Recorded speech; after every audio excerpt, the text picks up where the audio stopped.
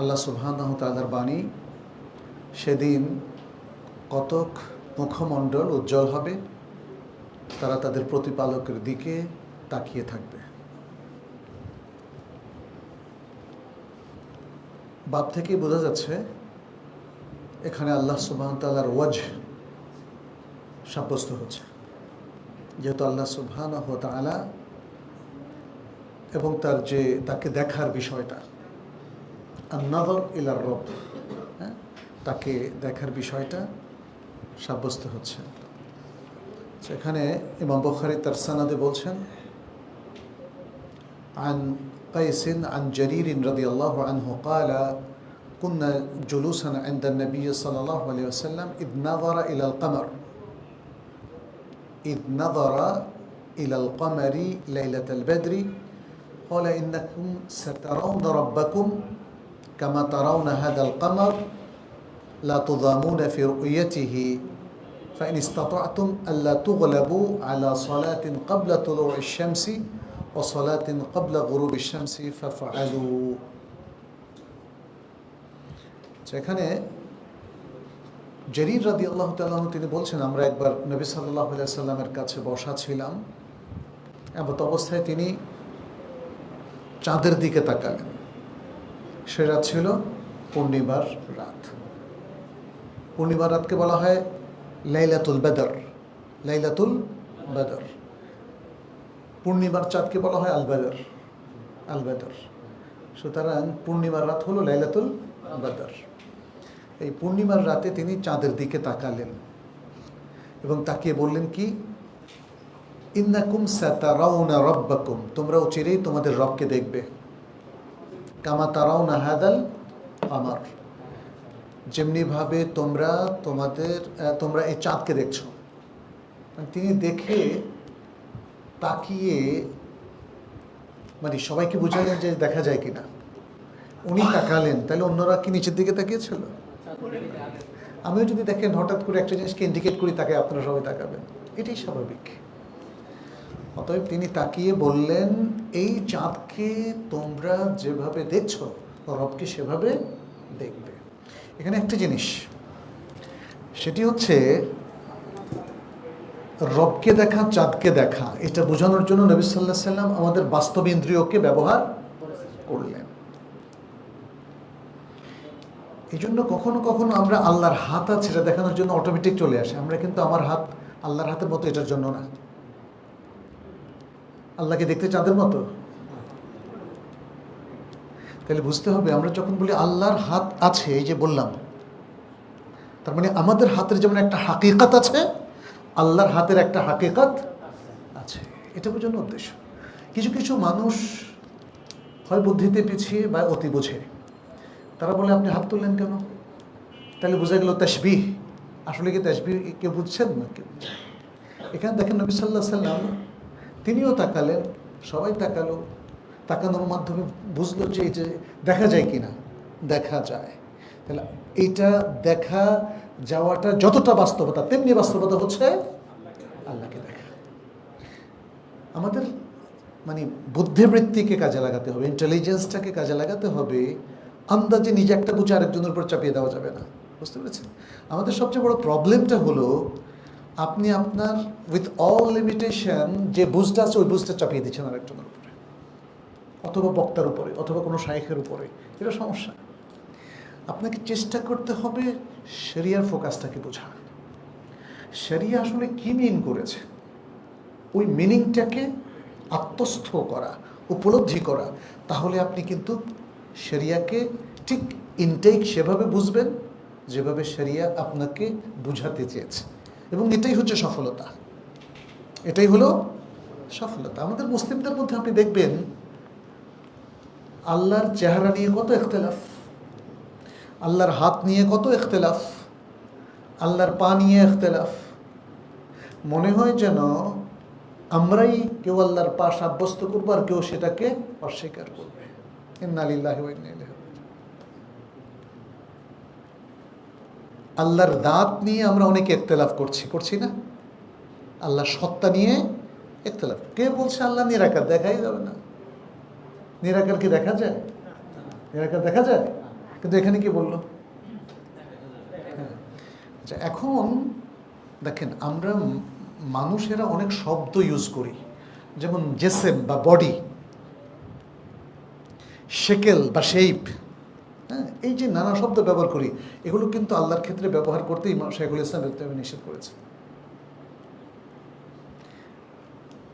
মানবীয় body, human body বোঝানোর জন্য অথবা প্রাণীর বডি বোঝানোর জন্য অনেক শব্দ আমরা ইউজ করি। সেগুলো যদি আল্লাহ এবং তার রাসূল সাল্লাল্লাহু আলাইহি সাল্লাম আল্লাহর ব্যাপারে ব্যবহার না করেন, তাইলে আমরাও সেগুলো ব্যবহার করব না। এটাই সতর্কতা। তাইলে আমরা আল্লাহর জন্য তাই সাব্যস্ত করব যেটা স্বয়ং আল্লাহ সুবহানাহু ওয়া তাআলা সাব্যস্ত করেছেন এবং তার মেসেঞ্জার মুহাম্মদ সাল্লাল্লাহু আলাইহি সাল্লাম সাব্যস্ত করেছেন। ক্লিয়ার কিনা? তাহলে আমরা কি সেফ সাইডে থাকতে পারি কিনা? আমরা একদল উলামায়ে কেরামের মধ্যে দেখি তারা আল্লাহ এবং রাসূল সাল্লাল্লাহু আলাইহি সাল্লামের শব্দ বাদ দিয়ে নিজেরা এটাকে নিজেদের শব্দে বিশ্লেষণ করা শুরু করেছে। ফলে তারা পথ হারিয়েছে। আল্লাহকে আমি কি আমার মতো করে ডেসক্রাইব করতে পারবো? করাটা কি উচিত হবে? আল্লাহ করতে হবে আল্লাহ যেভাবে ডেসক্রাইব করেছেন, অথবা তার রাসূল সাল্লাল্লাহু আলাইহি সাল্লাম যেভাবে তার বর্ণনা দিয়েছেন। এর বাইরে যাওয়াটা আমাদের জন্য সঙ্গত নয়।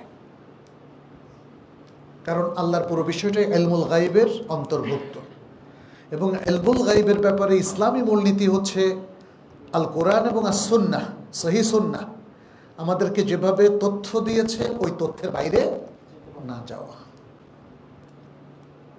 দেখেন, মানে এগুলো আল্লাহ ছাড়া অন্য সকল ব্যাপারে আমরা অ্যাপ্লাই করি, আল্লাহর ব্যাপারে এসে আমরা খেয়ে হারিয়ে ফেলি অনেকে। একজন ডাক্তার যেভাবে আপনার চিকিৎসা বিধি বর্ণনা করেন, আপনি সেটাকে বিশ্বাস করেন এবং তার বর্ণনার বাইরে যান না।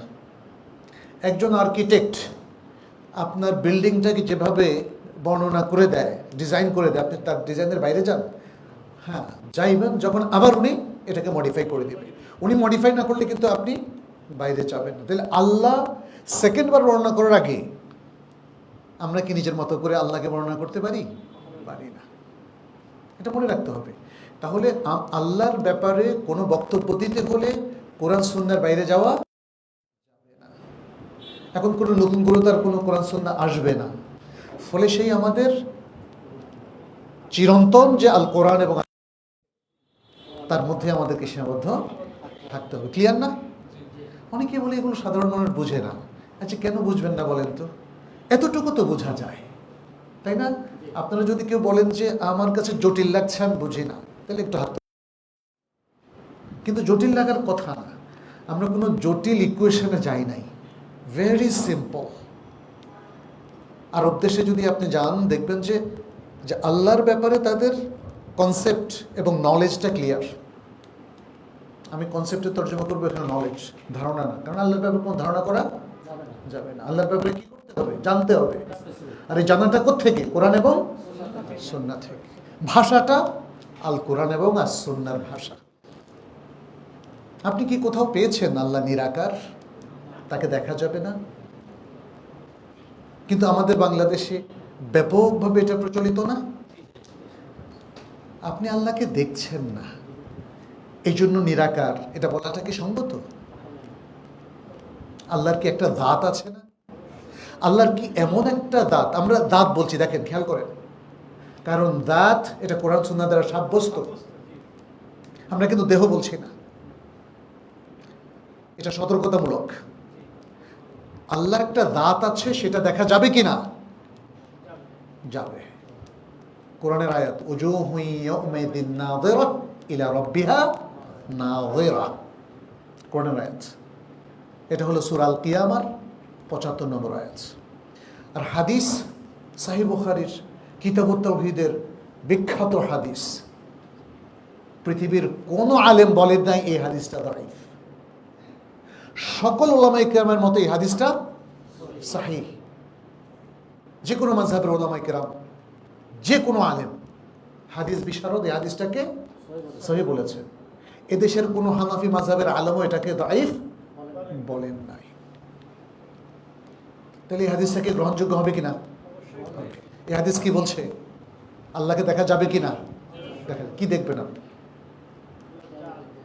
আল্লাহর দাঁত, আল্লাহ সব কিছু দেখবেন, আল্লাহর ওয়াজহ দেখতে পাবেন ইনশাআল্লাহ। তাহলে আল্লাহর পরিপূর্ণ একটা দাঁত এই হাদিস দ্বারা যেমন সাব্যস্ত হলো, আর মানুষ প্রথম তাকায় কোন দিকে? পায়ের দিকে না চেহারার দিকে? তাহলে প্রচ্ছন্নভাবে আল্লাহর অনেক কিছু সাব্যস্ত হচ্ছে। আল্লাহকে দেখা যাবে এটাও সাব্যস্ত হচ্ছে। কীরকম দেখা?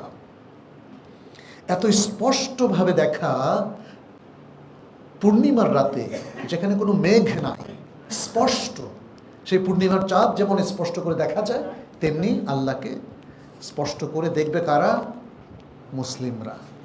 ইন্নাকুম বলতে কাদেরকে বোঝানো হয়েছে? যারা মুসলিম, যারা আল্লাহর প্রতি ঈমান এনেছে তারাই মুসলিম। যারা নবী সাল্লাল্লাহু আলাইহি সাল্লামের শরীয়তকে মেনে নিয়েছে তারাই। লা তুদামুনা ফি রুইয়াতিহি, তাকে দেখার ব্যাপারে তোমরা বাধাগ্রস্ত হবে না, কোনো আড়াল থাকবে না, তোমরা স্পষ্টভাবে দেখবে, তোমাদের দেখতে কোনো অসুবিধা হবে না। ফাইন ইসতাতাতুম, এখন বলছে আল্লাহকে দেখার যদি তোমার ইচ্ছা থাকে তাহলে কিছু একটা আমল করতে হবে। খুব সিম্পল, নবী সাল্লাল্লাহু আলাইহি ওয়াসাল্লাম সেটা বলে দিলেন এখানে। ফাইন ইসতাতাতুম আল্লা তুগলাবু আলা সালাতিন ক্বাবলা তুলুইশ শামস, যদি তোমরা সক্ষম হও তাহলে সূর্য ওঠার আগের সালাত, ও সালাতিন ক্বাবলা গুরুবিশ শামস, এবং সূর্য ডোবার পরের সালাত যথাযথভাবে আদায় করো। আদায় করতে যেন তোমাদের উপর কোনো কিছু গালেব না হয়ে যায়, শয়তান যেন গালেব না হয়, অলসতা যেন গালেব না হয়, ভুল বিভ্রান্তি এগুলো যেন তোমাদের উপর গালেব না হয়। কারণ মানুষের উপর এগুলো গালেব হওয়ার কারণে সে আর এগুলো পড়ে না। অনেক সময় শয়তান গালেব হয়, অনেক সময় বলে গা কেমন কেমন করতেছে, ফজরে উঠতে চাচ্ছি না, হ্যাঁ, বা আসর করে ঘুমিয়ে থাকে, মাগরিব শেষ, হ্যাঁ। তাহলে এখানে বলেছে যে না, আমাদেরকে খুব স্মার্ট হতে হবে। দেখেন, ইবাদত স্মার্ট মুসলিম ছাড়া কেউ পালন করতে পারে না। It needs to maintain complete discipline. সালাত, সিয়াম, হজ, যাকাত, এর সব কিছু আমাদেরকে কিন্তু সময়নিষ্ঠ হতে শেখায়, ডিসিপ্লিন শেখায়, এবং সবচেয়ে বেশি ডিসিপ্লিন শেখায় সালাত।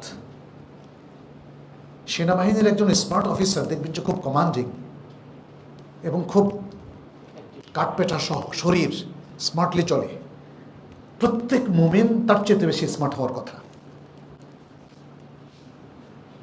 ফজরে আপনি আউয়াল ওয়াক্তে সালাত পড়ে ফেলবেন, দেখেন নবী সাল্লাল্লাহু আলাইহি ওয়াসাল্লাম আসরে আউয়াল ওয়াক্তে পড়বেন,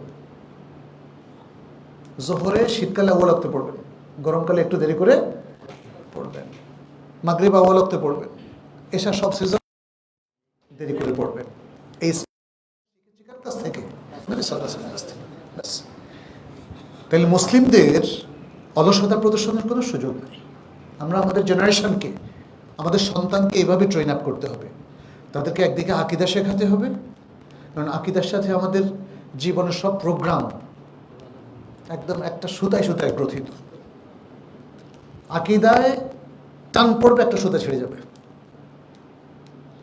সবগুলো সুতা ছেড়ে গেলে আকীদা শেষ, ঈমান শেষ।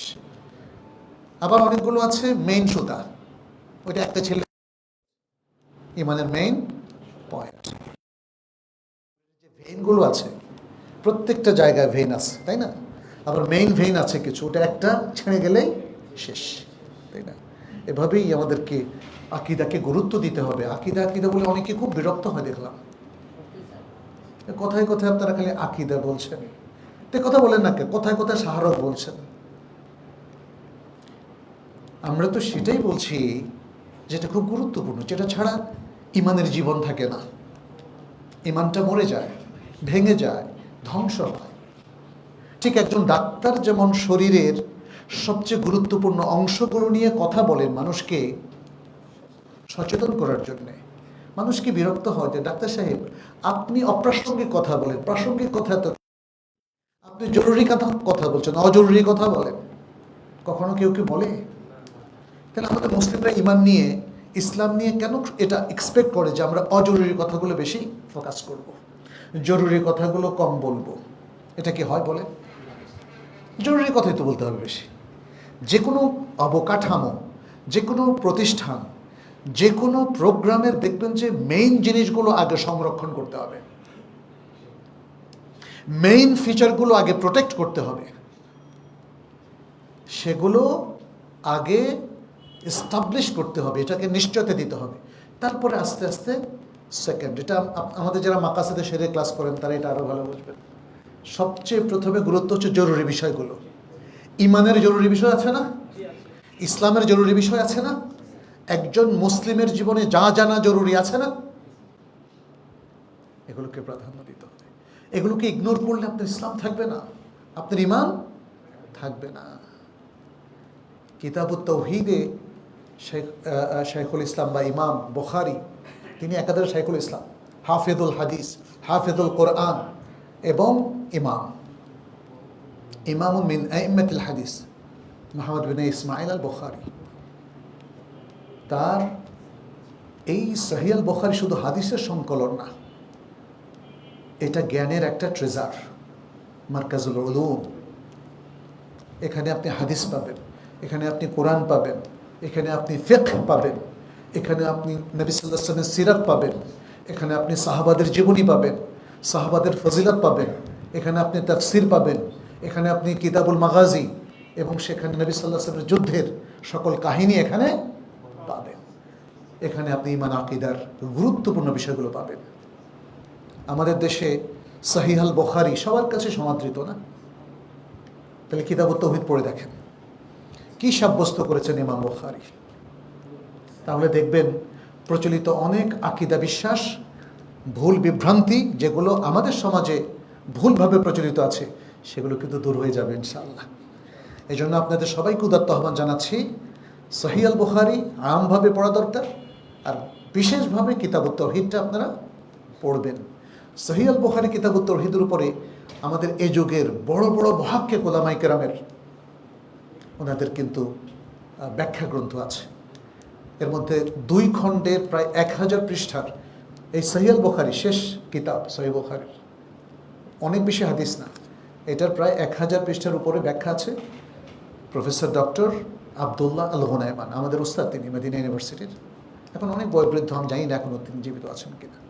মসজিদে নববীর তিনি সম্মানিত মুদাররিস ছিলেন এবং তিনি কিতাবুত তাওহীদ অনেক গ্রন্থ পড়িয়েছেন, লিখেছেন। এবং এই গ্রন্থটা আমি মনে করি যে ইনশাল্লাহ আপনাদের কাছে তো অনুবাদ আছে, অনুবাদটা পড়ে নেবেন, তবে এর সাথে হয়তো বা কোনো ব্যাখ্যা যদি পাওয়া যায় সেটা পড়বেন। আর আমরা এই হালাকাগুলো শেষ হওয়ার পরে আপনাদের উদ্দেশ্যে একটা বই উপহার দেবো ইনশাআল্লাহ। আচ্ছা, তাহলে এখানে নবী সাল্লাল্লাহু আলাইহি ওয়াসাল্লাম বললেন একটা আমল করতে, সেটা সূর্য ডোবার আগে এবং সূর্য ডোবার পরের সালাতটা যেন আমরা মিস না করি, সে সালাতটা আমরা যেন পড়ি। আচ্ছা, এরপরের হাদিস নবী সাল্লাল্লাহু আলাইহি ওয়াসাল্লাম, আর এর ছোট্ট একটা হাদিস, জারীর ইবনে আব্দুল্লাহ রাদিয়াল্লাহু তাআলা আনহু থেকে বর্ণিত, قال قال النبي صلى الله عليه وسلم إنكم سترون ربكم عيانا। এটা পরের হাদিস। আরেকটা সনদে ইমাম বুখারী বর্ণনা করছেন, বলছেন তোমরা তোমাদের রবকে চাক্ষুষ দেখবে, মনোজগতের দেখা না, কোথায়? চাক্ষুষ। ক্লিয়ার না? আয়ানান, আইনুন মানে কি? চোখ। আয়ানান, আয়নানের বহুবচন, আয়নান মানে এক বচন, আপনি চাক্ষুষ দেখবেন, আর তোমরা দেখবে ইয়ান, তোমরা সবাই, সবাই একজন না, যে আমাদের মধ্যে অনেকে দেখলো, একজন দেখলো চোখে আর বাকিরা দেখলো মনে, না, সবাই কিসে দেখবে? চোখে দেখবে। সুবহানাল্লাহ। আচ্ছা, এরপরে আরেকটা হাদিস ইমাম বুখারী বর্ণনা করছেন কায়েস ইবনে আবি হাযিম থেকে, হাদাসানা জারীর, এটাও জারীর ইবনে আব্দুল্লাহ রাদিয়াল্লাহু তাআলা আনহু থেকে বললেন, খারাজা আলাইনা রাসূলুল্লাহ সাল্লাল্লাহু আলাইহি ওয়াসাল্লাম লাইলাতাল বদরি ফাকালা ইন্নাকুম সাতারাউনা রাব্বাকুম ইয়াওমাল কিয়ামাতি কামা তারাউনা হাযা লা তুযামুনা ফি রু'য়াতিহি। প্রথম হাদিসটার মতো আরেকটা হাদিস, নবী সাল্লাল্লাহু আলাইহি ওয়াসাল্লাম আমাদের কাছে বের হয়ে এসে বললেন, কোনো এক পূর্ণিমার রাতে তোমরা তোমাদের রবকে অচিরেই কিয়ামতের দিন এমনভাবে দেখবে যেভাবে তোমরা আজকের এই পূর্ণিমার চাঁদকে দেখছো, এবং এটা দেখার ব্যাপারে কোনো কিছু বাধা হয়ে দাঁড়াবে না, তোমাদেরকে বাধা দেবে না, তোমরা বাধাগ্রস্ত হবে না। এখানে আরেকটা জিনিস, ইন্নাকুম সাতারাউনা রাব্বাকুম ইয়াওমাল কিয়ামা, অচিরেই কিয়ামতের দিন দেখবে। তাহলে কিয়ামত কি কাছাকাছি নাকি? সেটা বোঝা যায়, তাই না? অচিরেই তোমরা দেখবে। এর মধ্যে তো 1400 বছর কেটে গেল। যদি ধরে নেন আরো কয়েক হাজার বছর কেটে যায়, কেটে গেল তো শেষ। কিন্তু অচিরে কথাটা ঠিক মতোই প্রয়োগ হয়েছে। বিজ্ঞানীরা বলে এই পৃথিবীর বয়স কত বলেন তো? 600 কোটি। তারা বলে এর বয়স হলো 600 কোটি, 600 কোটি বছর, 600 কোটি বছর। তার মানে অতীত হয়ে গেছে। এটা তাদের ধারণা অনুযায়ী। যদিও আদম আলাইহিস সালামের জন্ম থেকে নিয়ে কোরআনের যে বর্ণনা বা হাদিসের যে বর্ণনা সেগুলো থেকে এবং ওলামায়ে কেরামের যে ডিসকাশনের আলোকে, তাতে আমরা বুঝি এটা কয়েক হাজার বছর, কয়েক হাজার বছর, 10,000 20,000 বছর, এর বেশি না। যাই হোক, এটা বলা উদ্দেশ্য যদি এখন থেকে আরও কয়েক হাজার বছর বাকি থাকে তবুও সেটা শীঘ্রই শেষ হয়ে যাবে। আমাদের জীবনটা দেখেন ছোট্টবেলা থেকে এ পর্যন্ত আমরা খুব দ্রুতই শেষ করে ফেলেছি। যাদের আজকে এখন এই মুহূর্তে মৃত্যু হচ্ছে তাদের জীবনটাও শেষ হয়ে গেছে। অতএব এই পৃথিবী ক্ষণস্থায়ী, এখানকার সময়টা খুব দ্রুত কেটে যায়। এই জন্য নবী সাল্লাল্লাহু আলাইহি সাল্লাম দেখেন যে কোনো জিনিস সেটা যদি 100, 200, 1000 বছর বা তারও বেশি হয় সেটাকে তিনি করিব বলে উল্লেখ করেছেন। কোরআনও কিন্তু বলেছে কিয়ামত করিব, কোরআন বেশ কয়েক জায়গায় উল্লেখ করেছে। এরপর হাদিসটা অনেক বড়, আমরা আরবিটা মনে হয় না পড়লেই ভালো, শুরুটা করে দেই। ইমাম ইবনে তাইমিয়া রাহমাহুল্লাহ এই হাদিসটা বর্ণনা করেছেন আন আতা বিন ইয়াজিদ আল-লাইথি আন আবি হুরায়রা রাদিয়াল্লাহু আনহু আন্না নাসা ক্বালু ইয়া রাসূলুল্লাহ হাল নারা রাব্বানা ইয়াওমাল কিয়ামাহ। তিনি আবু হুরায়রা থেকে তার সনদে, একদম ইমাম বুখারী তার নিজের সনদ থেকে আবু হুরায়রা পর্যন্ত এই সনদে বর্ণনা করছেন। আবু হুরায়রা বললেন, মানুষ নবী সাল্লাল্লাহু আলাইহি ওয়াসাল্লামকে জিজ্ঞেস করলো, হে আল্লাহর রাসূল, হাল নারা রাব্বানা ইয়াওমাল কিয়ামাহ, আমরা কি কিয়ামতের দিন আল্লাহকে দেখব? ফাকালা রাসূলুল্লাহ সাল্লাল্লাহু আলাইহি ওয়াসাল্লাম, তখন রাসূলুল্লাহ সাল্লাল্লাহু আলাইহি ওয়াসাল্লাম বললেন, হাল তুদাররুনা ফিল কামারি লাইলাতাল বদর, আচ্ছা পূর্ণিমার রাতে চাঁদ দেখতে তোমাদের কোনো অসুবিধা হয়? দেখেন উদাহরণটা কি দিচ্ছে। তখন সাহাবায়ে বললেন, লা ইয়া রাসূলুল্লাহ, না আমাদের কোনো অসুবিধা হয় না, আমরা স্পষ্ট চর্মচক্ষে চাঁদকে দেখতে পাই। ক্বালা ফাহাল তুদাররুনা ফিশ শামসি লাইসা দুনাহা হিজাব, তাহলে এবার বলো সূর্য দেখতে কি তোমাদের অসুবিধা হয় যে সূর্যের নিচে কোনো মেঘ নাই? এটা কার কথা? রাসূল সাল্লাল্লাহু আলাইহি ওয়াসাল্লাম। লাইসা দুনাহা সাহাবুন, যেই সূর্যের নিচে কোনো মেঘ নাই সে সূর্য দেখতে তোমাদের কোনো অসুবিধা হয়?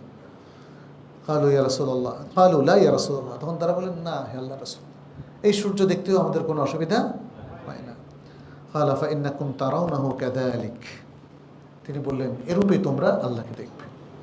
অনুরূপভাবে চাঁদ, পূর্ণিমার চাঁদকে যেমন তোমরা দেখছ, সূর্যকে, মেঘহীন সূর্যকে যেমন তোমরা দেখছ, ঠিক তেমনি আল্লাহকেও তোমরা দেখবে। ইয়াজমা আল্লাহুন নাসা ইয়াউমাল কিয়ামাহ, আল্লাহ মানুষকে কিয়ামতের দিন একত্রিত করবেন।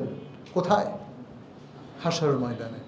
ফায়াকুলু মান কানা ইয়াবুদু শাইআন, তিনি বলবেন তখন যে কোনো শাইয়ের ইবাদত করে। শাই মানে কিছু, এই কিছু কিন্তু অনেক কিছু। মানুষ যারা আল্লাহর ইবাদত করে না তারা অনেক কিছুর ইবাদত করে, এমনকি নাস্তিকরাও কিছুর ইবাদত করে। নাস্তিকরা কিসের ইবাদত করে? কোন কিছুর ইবাদত করে? সে তার শাহওয়াতের, তার নিজের বুদ্ধিমত্তা কিংবা তার নিজের নফসের আর শাহওয়াতের ইবাদত করে। কারণ তখন সে মনে করে তার পরিচালনাকারী স্বয়ং সে নিজে, নিজের নফস। আর যারা বিভিন্ন পৌত্তলিকতা বিশ্বাসী তারা তো, তাদের তো দেবতার কোনো শেষ নাই, কোটি কোটি কোটি কোটি দেবতা, তাই না? হ্যাঁ, কেউ বায়ুমণ্ডলের ইবাদত করে, কেউ মনে করে সূর্যই তার দেবতা, কেউ মনে করে চন্দ্র তার দেবতা, কেউ আর কোনো দিকে না পায় বটগাছই তার দেবতা। তাই না? এইভাবে হাজার হাজার দেবতা তাদের। নবী সাল্লাল্লাহু আলাইহি ওয়াসাল্লাম বলছেন যে ব্যক্তি কোনো কিছুই, আবার কেউ কেউ নিজের মানে মনোজগতের ইবাদত করে, হ্যাঁ, যেটা আমরা নফসের কথা বললাম। নবী সাল্লাল্লাহু আলাইহি ওয়াসাল্লাম বললেন যে কোনো কিছুর ইবাদত করে ফালিয়াতবাহু, সে যেন তার মাবুদের অনুসরণ করে। যার সে ইবাদত করে সে তো তার মাবুদ, তার উপাস্য, সে যেন তার মাবুদের অনুসরণ করে। ফায়াতবাউ মান কানা ইয়াবুদুশ শামসা আশ-শামসা, যারা সূর্যের ইবাদত করত তারা তখন সূর্যের অনুগামী হবে। ওয়াতবাউ মান কানা ইয়াবুদুল কামারা আল কামারা, যারা চন্দ্রের ইবাদত করত তারা চন্দ্রের অনুগামী হবে। ওয়াতবাউ মান কানা ইয়াবুদুত তাওয়াগীতা আত-তাওয়াগীতা, যারা বিভিন্ন রকম তাগুতের ইবাদত করে তখন তারা তাদের সেই তাগুত সমূহের ইবাদত করবে। এখন কেউ হয়তো নিজের হাতে মূর্তি বানিয়ে সেটাকে আবার রব বানিয়ে নিয়েছে, সে তার ইবাদত করবে। কেউ অশ্লীল কোনো শব্দ যেগুলো আমরা এখন বলতে পারছি না সেগুলোর ইবাদত করে, তখন সে অশ্লীল জিনিসের অনুবর্তী হবে, ইত্যাদি ইত্যাদি। ওয়াতাবকা হাযিহিল উম্মাতু ফিহা শাফিউহা আও মুনাফিকুহা শাক্কা ইব্রাহিম ফায়াতিহিমুল্লাহু ফায়াকুল আনা রাব্বুকুম। বললেন এরপরে এই উম্মতের সবাই তারা বাকি থাকবে। এখানে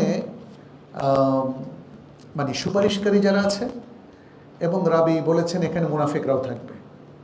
মুমিনদের মধ্যে তো মুনাফিকও আছে, যাদের কথা কাজে মিল নেই। মুনাফিক আবার দুই প্রকার। এক প্রকার মুনাফিক ঈমান থেকে বের হয়ে গেছে, আরেক প্রকার মুনাফিক ঈমান থেকে বের হয় নাই, তবে কবিরা গুনাহগারী, কারণ তারা আমলি নেফাকের মধ্যে সম্পৃক্ত ছিল। আমলি নেফাকের দলিল সূরা আস-সাফের মধ্যে আছে, ইয়া আইয়ুহাল্লাযীনা আমানু লিমা তাকুলুনা মা লা তাফআলুন। যদি কথা কাজে বেমিন হলেই মানুষ অমুসলিম হয়ে যেত তাহলে আল্লাহ তাআলা এভাবে অ্যাড্রেস করতেন না। তিনি বললেন, হে ইমানদারগণ, তোমরা কেন এমন কথা বলো যা তোমরা বলো না। এখানে সেই ইমানদাররা যারা আমলি নেফাকের মধ্যে সম্পৃক্ত, কিন্তু সত্যিকারের মানে ইমানি আকীদাগত নেফাকের মধ্যে যারা সম্পৃক্ত নয়। এই জন্য এদেরকে আল্লাহ তাআলা কি বললেন, হে ইমানদারগণ। যারা গীবত করে তারাও ইমানদার। গীবতের কারণে ইমান নষ্ট হয় না, তবে ক্ষতিগ্রস্ত হয়।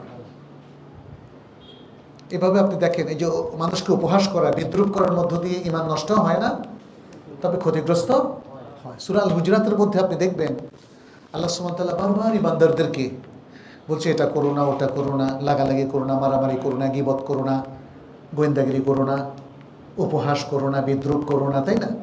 সবাইকে কিন্তু ইয়া আইয়ুহাল্লাযীনা আমানু বলে অ্যাড্রেস করেছেন। তার মানে হচ্ছে ইমানদারদের মধ্যে এগুলো ঘটবে, তবে ইমানদাররা সতর্ক হয়ে যাবে এবং এই খারাপ জিনিসগুলো থেকে তারা নিজেদেরকে রক্ষা করবে। আমাদের এটাকে বলা হয় বুদ্ধিবৃত্তি। আপনাকে এটা বুঝতে হবে। তাইলে নেফাকের মধ্যে একটা অংশ আছে যে কারণে ঈমান ধ্বংস হয় না, তবে ব্যক্তি চরমভাবে ক্ষতিগ্রস্ত হয়। তাহলে এই ধরনের মুনাফিকরাও থাকবে, এই উম্মতের সাথে থাকবে, কারণ তারা ছোট মুনাফিকি করেছিল, তারা আমলি মুনাফিকি করেছিল।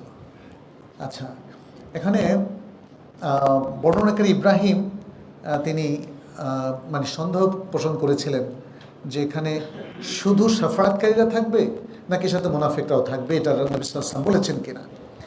আচ্ছা, আল্লাহ তখন তাদের কাছে আসবেন। আমি আরবিটা না বলে শুধু বাংলাটা বলছি, অনেক বড় হাদিস। আল্লাহ তখন তাদের কাছে আসবেন। কাদের কাছে? এই উম্মার লোকদের কাছে আসবেন। এই উম্মা মানে সকল ইমানদার। হ্যাঁ, বলবেন, আমি তোমাদের রব, আনা রব্বুকুম, আমি তোমাদের রব। তখন তারা বলবে, যতক্ষণ আমাদের রব আমাদের কাছে না আসবেন আমরা এখানেই বসে থাকব, আমরা স্থানেই অবস্থান করব। আমাদের রব যখন আসবেন তখন আমরা তাকে চিনতে পারব। আচ্ছা, তারপর আল্লাহ সুবহানাহু ওয়া তাআলা এমন এক সূরাতে তাদের কাছে আসবেন যে সূরাতে তারা তাকে চিনবে। এবার একটা কি? এবার একটা হচ্ছে ফায়াতিহিমুল্লাহু ফি সূরাতিহিল্লাতী ইয়ারিফুন। তাহলে আল্লাহ সূরা, তাহলে সূরা শব্দটা আল্লাহর ডেসক্রিপশনে কিন্তু ব্যবহার করা হয়েছে, এখানে খেয়াল করেন। তাহলে আল্লাহর জন্য সূরাত সাব্যস্ত হবে, আল্লাহর জন্য সূরাত সাব্যস্ত হবে। সূরাত মানে যেটা দেখা যায়। অতএব এই অংশ দ্বারা বোঝা গেল যারা নিরাকার বলছেন তাদের কথাটা বাতিল। আল্লাহ এমন এক সূরাতে আসবেন যেই সূরাতে তারা তাকে চিনবে। আচ্ছা, ফায়াকুলু আনা রাব্বুকুম, তখন তিনি এসে বলবেন, মানে এই সূরাতে আসার পরে আমি তোমাদের রব। ফায়াকুলুনা, তখন তারা বলবে আনতা রব্বুনা, আপনি আমাদের রব। তারা সবাই চিনে ফেলবে তিনি আমাদের রব। ফায়াতবাউনাহু, তখন তারা সকলেই রবকে অনুসরণ করবে। তাহলে দেখেন আল্লাহর কথা, নবীর কথা ঠিক হলো তো, তাই না? যে যার ইবাদত করতো তাকে অনুসরণ করবে। আচ্ছা, ওয়ায়ুদরাবুস সিরাতু বাইনা যাহরাই জাহান্নাম, এরপরে জাহান্নামের পিঠে সিরাত, আমরা যেটাকে পুল সিরাত বলি, সেটা স্থাপন করা হবে। জাহান্নামের পিঠে সেটাকে স্থাপন করা হবে। আচ্ছা, যারা পুল পার হবে, নবী সাল্লাল্লাহু আলাইহি ওয়াসাল্লাম বলছেন, যারা পুল পার হবে আমি এবং আমার উম্মত তাদের মধ্যে প্রথমে থাকব। তাহলে সমগ্র মানব মণ্ডলীর মধ্যে শিরোভাগে থাকবেন কে? নবী সাল্লাল্লাহু আলাইহি ওয়াসাল্লাম, তারপরে তার উম্মত, তারপরে অন্যান্যরা। সেদিন একমাত্র রাসূলগণ ব্যতীত কেউই কথা বলতে পারবে না। আল্লাহ রাসূল ছাড়া আর কাউকে কথা বলতে দেবেন না। আচ্ছা, আর রাসূলগণেরও আবেদন হবে শুধুমাত্র আল্লাহুম্মা আল্লাহুম্মা সাল্লিম সাল্লিম, এটা বলি, আল্লাহুম্মা সাল্লিম সাল্লিম, হে আল্লাহ নিরাপদ রাখুন। সাল্লিম মানে কি? সালামতের সাথে রাখুন, নিরাপদ রাখুন। এবং জাহান্নামে সাদান কাটার মতো আঁকড়া থাকবে। নবী সাল্লাল্লাহু আলাইহি ওয়াসাল্লাম বলছেন জাহান্নামে সাদান একরকম মরুভূমির ভয়ঙ্কর কাঁটা, সেই কাঁটার মতো আঁকড়া থাকবে। নবী সাল্লাল্লাহু আলাইহি ওয়াসাল্লাম তখন সাহাবাদেরকে জিজ্ঞেস করলেন, তোমরা কি সাদানের কাঁটা দেখেছ? সাহাবাগণ বললেন, জি হ্যাঁ হে আল্লাহ রাসূল, আমরা সাদানের কাঁটা দেখেছি। মরুভূমিতে যারা থাকে আরব দেশে দেখবেই। আচ্ছা, আপনারা কি দেখেছেন কেউ? আমিও দেখি নাই। কারণ এই হাদিসগুলো যদি আমাদেরকে প্র্যাকটিক্যালি পড়ানো হতো তাহলে হয়তো দেখতাম। আমরা সহিহ বুখারী পড়েছি মদিনা ইউনিভার্সিটিতে, বাট ওস্তাদরা সাদানের কাঁটা নিয়ে আসেন নাই সেখানে। ফলে আমরা এটাকে থিওরিটিক্যালি পড়েছি, কিন্তু সাদানের কাঁটাটা দেখি নাই। আচ্ছা, এখন যদি আমরা কেউ যাচাই করতে যাই সাদানের কাঁটা, সেটা পারবো, এখনও সেগুলো আছে। আচ্ছা, তো নবী সাল্লাল্লাহু আলাইহি ওয়াসাল্লাম বলছেন কি, জাহান্নামের সে কাঁটাগুলো সাদানের কাঁটার মতো। হ্যাঁ, তবে সেগুলো কত বড় হবে আল্লাহই ভালো জানেন। পৃথিবীর সাদানের কাঁটা হয়তো বেশি বড় না, হয়তো এক আঙ্গুলের সমান, কোনোটা ছোট যদি একদম, কারণ কাঁটা তো উদ্ভিদ, সে কাঁটাগুলো ছোট থেকে আস্তে আস্তে বড় হয়, যত পুরনো হয় তত বড় হয়। কিন্তু জাহান্নামের এই কাঁটাগুলো কত বড় হবে এটা আল্লাহ ছাড়া কেউ জানে না। আচ্ছা, ওসব কাঁটা মানুষকে তাদের আমলের অনুপাতে বিদ্ধ করবে। নবী সাল্লাল্লাহু আলাইহি ওয়াসাল্লাম বলছেন সেসব কাঁটা মানুষের আমলের অনুপাতে বিদ্ধ করবে। কথাটা কি বোঝা গেছে? যার আমল যত ভয়াবহ, সেই কাঁটা তার দেহে তত ভয়াবহভাবে বিদ্ধ হবে। রক্ত কি বের হবে? যন্ত্রণা কি হবে? অবশ্যই সবই হবে, কিন্তু এই অধিক যন্ত্রণায় পৃথিবীতে মানুষ মারা যায়, সেখানে মানুষ মারা যাবে না। আচ্ছা, নবী সাল্লাল্লাহু আলাইহি ওয়াসাল্লাম বলছেন কতিপয় মানুষ থাকবে ইমানদার, তারা তাদের আমলের কারণে নিরাপদ থাকবে। তাহলে আপনার নিরাপত্তার সবচেয়ে বড় উপাদান কি? ইমান। ইমান এবং তার সাথে আমল, কারণ ইমানের মধ্যে তো একটা রকুন আছে কি? আমল, তাই না? এই জন্য আমরা ইমান বললে সাথে সাথে মনে রাখবেন এটা আমলটা অন্তর্ভুক্ত থাকে। পরিপূর্ণ ইমান আমাদের জন্য পরিপূর্ণ নিরাপত্তা দিবে, আংশিক ইমান আংশিক নিরাপত্তা দিবে। আংশিক ইমান এই শর্তে যে ইমান বিরোধী কোনো অবস্থান আপনার মধ্যে নাই, অর্থাৎ ইমান কিছু ক্ষতিগ্রস্ত হয়েছে আপনার পাপের কারণে, গীবতের কারণে, মুনাফিকের কারণে, আমলি মুনাফিকের কারণে ইমান ক্ষতিগ্রস্ত হয়ে গেছে। ফলে আপনার ইমানটা আর পুরোপুরি ইনটেক ইমান নাই, এটা ক্ষতিগ্রস্ত ইমান। এই শর্তে আপনাকে নিরাপত্তা দিবে আপনি একটাও শিরক করেন, মৃত্যুর সময় আপনার একটাও শিরক ছিল না, কুফরি ছিল না, নাস্তিকতা ছিল না। কারণ একটা শিরক, শিরকে আকবর, একটা কুফরে আকবর, একটা নাস্তিকতাপূর্ণ বিশ্বাস আপনার ইমানকে একদমই ফুললি কমপ্লিটলি শতভাগ ধ্বংস করে দেবে। তাহলে এই তিনটা জিনিস নিশ্চিত করতে হবে নাই, আপনার ইমান কমপ্লিট শতভাগ পূর্ণ ইমান কিনা এটা দেখতে হবে। কারণ মানুষ যখন পাপ করে এবং কবিরা গুনাহ করে তখন তার ইমান ভয়ঙ্কর ক্ষতিগ্রস্ত হয়। নবী সাল্লাল্লাহু আলাইহি ওয়াসাল্লামের অন্য ভাষ্যে তো এটাও এসেছে যে যখন কোনো লোক চুরি করে, চুরি অবস্থায় ইমান থাকে না, চুরি করা অবস্থা তার মধ্যে ইমান থাকে না। যখন কোনো ব্যক্তি জেনা করে, এই জেনা রত অবস্থায় তার মধ্যে ইমান থাকে না। অতএব এই জেনারত অবস্থায়, চুরিরত অবস্থায় হঠাৎ মারা যায়, তাহলে কিন্তু সেই ইমান নিয়ে যেতে পারবে না। মুহাদ্দিসিনে কেরাম এবং উলামায়ে কেরাম বলেছেন ইমান তখন কোথায় থাকে? ইমান তখন তার থেকে আলাদা হয়ে যায়। আবার যখন সে এই বড় পাপ থেকে মুক্ত হয়ে লজ্জিত হয়, অনুতপ্ত হয়, তখন ইমান আবার তার মধ্যে ফিরে আসে। আচ্ছা, এরপর নবী সাল্লাল্লাহু আলাইহি ওয়াসাল্লাম বলছেন, কি বলছিলেন? যে কতিপয় মানুষ ইমানদার, তারা তাদের আমলের কারণে নিরাপদ থাকবে, আর কেউ কেউ তাদের আমলের কারণে ধ্বংস হবে। কাউকে নিক্ষেপ করা হবে, কাউকে প্রতিদান দেওয়া হবে। হ্যাঁ, তারপর আল্লাহ সুবহানাহু ওয়া তাআলা প্রকাশিত হবেন, প্রকাশ্যে আসবেন। তিনি বান্দাদের বিচার শেষ করে যখন আপন রহমাতে বেশ কত জাহান্নামবাসীকে তিনি জাহান্নাম থেকে বের করতে চাইবেন, তখন তিনি তাদের মধ্যকার শিরিক হতে মুক্তদের জাহান্নাম থেকে বের করে দেওয়ার জন্য ফেরেশতাদের আদেশ দেবেন। দেখেন, জাহান্নামের তাইলে অধিবাসীদের যারা শিরিক কুফরিতে লিপ্ত, আরেক দল হচ্ছে যারা শিরিক কুফরি মুক্ত। শিরিক কুফরি মুক্ত, তাহলে জাহান্নামে কেন? কবিরা গুনাহের কারণে, কবিরা গুনাহের কারণে। আল্লাহ সুবহানাহু ওয়া তাআলা জাহান্নামবাসীদের কতককে মুক্ত করতে চাইবেন? কাদেরকে? কবিরা গুনাহকারী মুমিন যারা। কারণ তিনি যারা শিরিক অবস্থায় মারা গিয়েছে, ঈমান নিয়ে যেতে পারে নাই, তাদেরকে কখনোই ক্ষমা করবে না। ইন্নাল্লাহা লা ইয়াগফিরু ওয়া ইয়াগফিরু মা দুনা, নিশ্চয় আল্লাহ তাআলা তার সাথে শিরক করাকে ক্ষমা করেন না, এছাড়া তিনি অন্য যাকে ইচ্ছা ক্ষমা করে দেন। তাহলে শিরক এবং কুফরিতে যুক্ত হয়ে, নাস্তিকতায় যুক্ত হয়ে মারা গিয়েছে, তাদের আর কোনো আশা নাই, তারা চির জাহান্নামী। এছাড়া অন্য জাহান্নামে যারা দুর্ভাগ্যবশত গিয়েছে, আল্লাহ তাআলা তখন তাদেরকে মুক্ত করার ইচ্ছা প্রকাশ করবেন এবং ফেরেশতাদেরকে আদেশ করবেন যে এদেরকে শিরক থেকে, জাহান্নামের অধিবাসী যারা শিরক থেকে মুক্ত, দেখেন খেয়াল করেন, এটা কিন্তু দলিল এসে গেছে, জাহান্নামের অধিবাসী যারা শিরক থেকে মুক্ত তাদেরকে জাহান্নাম থেকে বের করে দাও, অর্থাৎ বের করে নিয়ে আসো। আচ্ছা, নবী সাল্লাল্লাহু আলাইহি ওয়াসাল্লাম বললেন তারাই হচ্ছে ওইসব বান্দা যাদের উপর আল্লাহ রহমত করবেন, যারা সাক্ষ্য দিয়েছে যে আল্লাহ ছাড়া সত্যিকার কোনো ইলাহ নাই। তারা জাহান্নামে, এই সাক্ষ্য দেওয়ার পরেও জাহান্নামে গেছে। এখন আপনি যদি বলেন যে আমি তো সাক্ষ্য দিয়েছি, আলহামদুলিল্লাহ আমার জান্নাত তো নিশ্চিত, হ্যাঁ, এটা কি ভাবাটা সঙ্গত হবে? হবে না। আমাদেরকে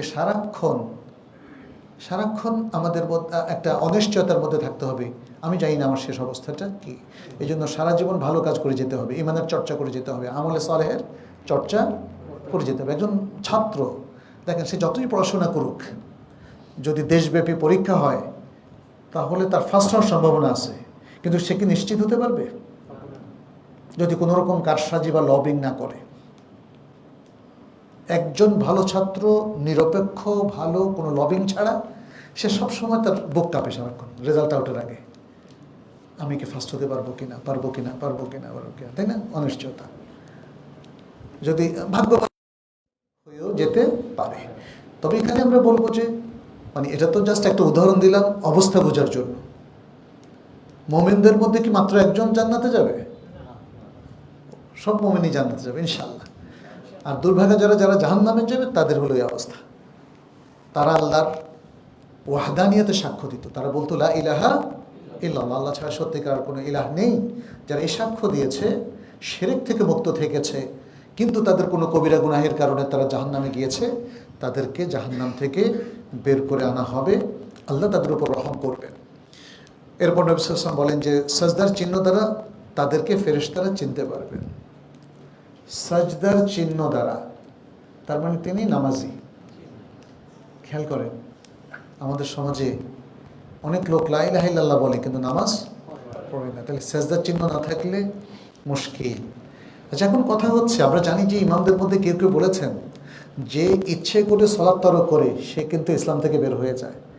এই কথাটা কিন্তু এই হাদিসের আলোকে সত্য, অনেক শক্তিশালী মনে হয়। ফেরেশতারা গুনাহগারদেরকে চিহ্নিত করবেন কি দিয়ে? সেজদার চিহ্ন। যে সেজদাই করে নাই তার চিহ্ন থাকবে কোত্থেকে? হ্যাঁ, তাই না? সেজদার চিহ্ন দ্বারা তাদেরকে ফেরেশতারা চিনতে পারবেন। সেজদার চিহ্নগুলো ছাড়া সেসব আদম সন্তানের সারা দেহ জাহান্নামের আগুন ভস্মীভূত করে দিবে।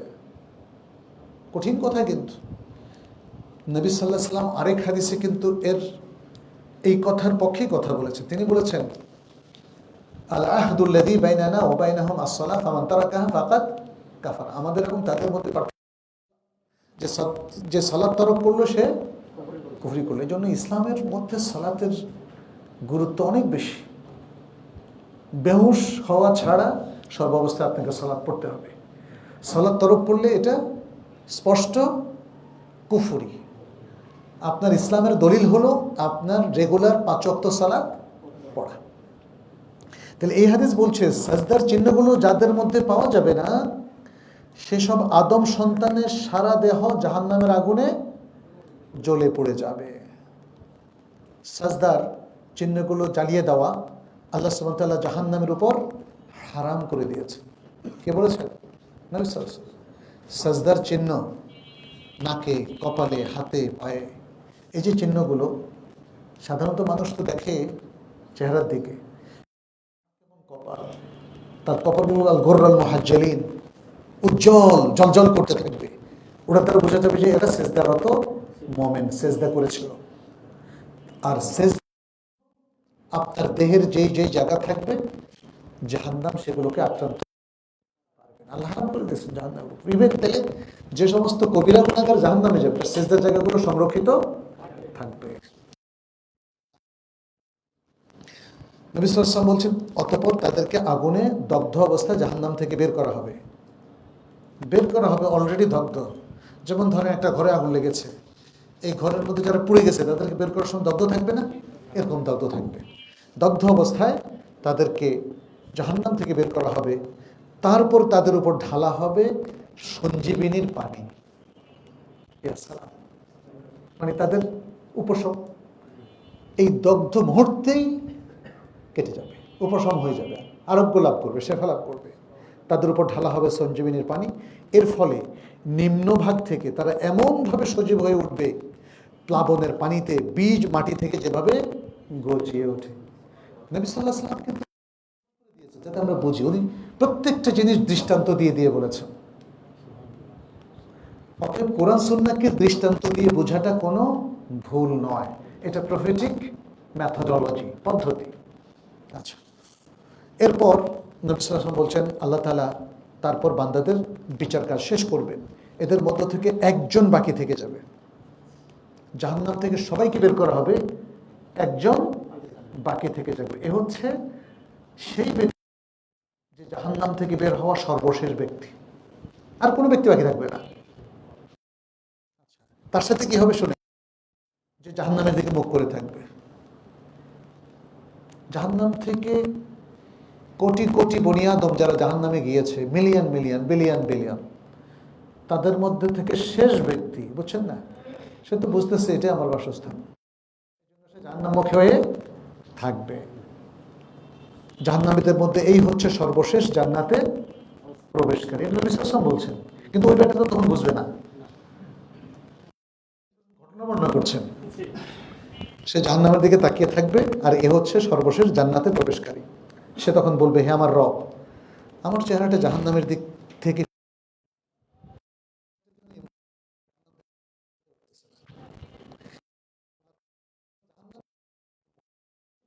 ঘুরায়।